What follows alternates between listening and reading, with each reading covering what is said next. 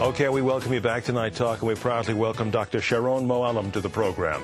He's one of the leading authorities in the field of evolutionary medicine, which he makes abundantly clear that we all need to be aware of. His best-selling book, Survival of the Sickest, The Surprising Connections Between Disease and Longevity, now out in paperback. Welcome, first of all. The very notion of the title is one that kind of creates a question mark and a little bubble above our heads. Right. What is the connection between, simply put, between disease and longevity? One would think that disease limits longevity. Right.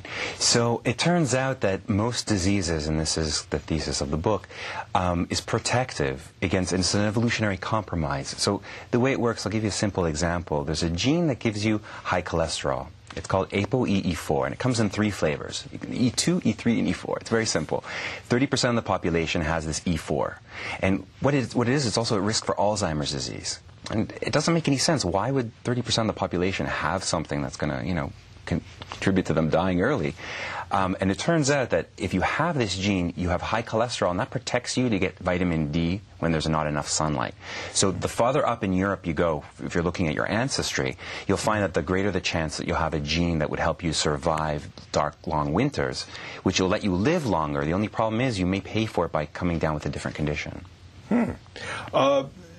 I want to talk more about that, obviously, because there's so many people in this country afflicted with Alzheimer's or have loved ones who are, and we want to talk about that.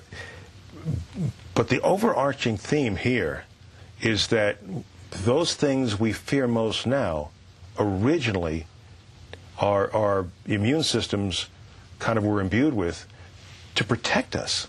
Right. So in things even such as, simple things as blood type.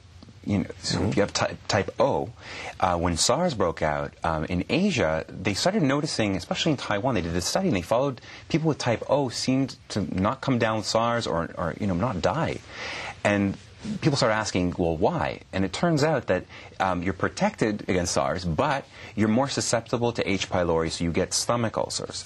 So you seem never to kind of get away with anything. Evolution drives this compromise because ultimately we want to survive. And even if you end up, say, with type A blood, then you're more at risk for stomach cancer. So you never really seem to get off the hook. So it's almost like it's like a seesaw. It protects you against one thing, but opens the door for some other opportunistic thing to move in? Or is it just, does it create an intrinsic weakness in the process? Well, if you even look at the term, when people think about survival of the fittest, for example, right, they think that there's this pinnacle of fitness that an organism can reach, and then it stops evolving.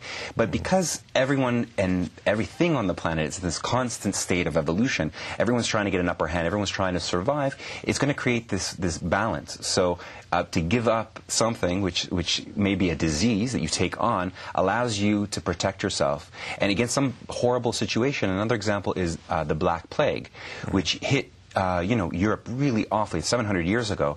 And when it did, it's thought that maybe half the population died. And when you look back and you say, okay, well, so half the population died, what did the people who survived have? Did they have something different? And I came up with a hypothesis that they had this condition called hemochromatosis, where they absorb too much iron from their diet, and the iron is kind of taken out of circulation and is not allowed to feed this organism that causes the plague. So you end up getting liver cancer, heart disease from this hemochromatosis, but potentially you survive the plague. Are these things that are there, in terms of the evolutionary angle of this, are these things that are there to begin with, or does nature detect a threat and somehow trigger something within us that creates these various different types or conditions, as it were? That's a really good question. So the current dogma is that all these mutations are random, and a random mutation created, say, that hemochromatosis mutation that I mentioned before, that again, almost 1 million Americans have this and they may not know. They're loading this iron and it's essentially causing, liver cancer, heart disease. So when you have those conditions, you get this mutation, and then that you have the selection pressure, say, of something else coming in and selecting it out. But it may turn out, and this is a new kind of line of thinking, and it needs a lot more work, of course, but that possibly when an organism is stressed, it might push that organism to have more mutations in specific areas of the genome. And so, under the right conditions, those mutations provide the umbrella against the storm, and so while the others may perish, those with mutations go on, and the mutation suddenly takes on a life of its own in a way, exactly, and proliferates throughout society. Exactly, and again, coming back to this hemochromatosis, I keep coming back to it because it's such an important condition that many physicians don't even know about.